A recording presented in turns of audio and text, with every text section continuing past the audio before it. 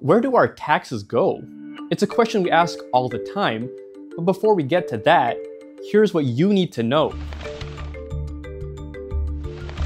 Malaysia's tax revenues are relatively low compared to the size of its economy. In fact, tax revenue has hovered at around 12% of the country's GDP, which was estimated to be 2.04 trillion ringgit last year, making it one of the lowest in ASEAN, just above Indonesia. Still, the government remains committed to supporting the public through cash assistance, subsidies, and a wide range of social welfare programs. Currently, Putrajaya's revenue is primarily driven by direct taxes, such as individual income tax and corporate tax.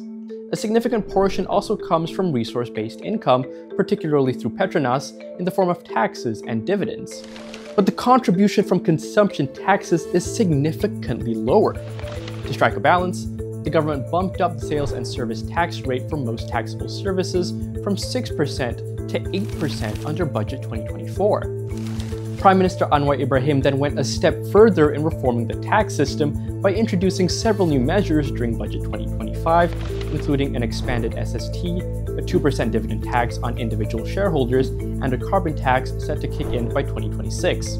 Beginning July 1st, the SST has been expanded to cover certain additional services such as private healthcare consultations and some non-essential goods such as imported seafood. These extra taxes are aimed at boosting government revenue, which will be used to 1. Help tackle the growing national debt, and 2. Scale up support for the B40 and M40 income groups.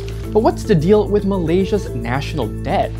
The federal government's debt rose by 66 billion ringgit last year, reaching 1.24 trillion ringgit in 9 months. Economist Golim Tai said there are two primary reasons for this exponential growth: high spending during the COVID-19 crisis and financial mismanagement dating back to the 1MDB scandal. However, since Anwar took office in late 2022, the fiscal deficit, which occurs when government spending exceeds its income, has been in steady decline due to key tax and subsidy reforms. But Putrajaya has made it clear that these reforms are primarily targeted at the wealthiest Malaysians and foreigners. The Finance Ministry assures that the SST expansion applies only to non-essential goods and services, ensuring that the daily expenses of B40 and M40 households remain largely unaffected. More importantly, a significant portion of the revenue collected from these new taxes will be allocated to the ones most in need, specifically 5.4 million Malaysians in lower and middle income households. No one enjoys paying taxes, but the reality is that they are key to building a fairer and more resilient Malaysia. Danish Fajareza, FMT.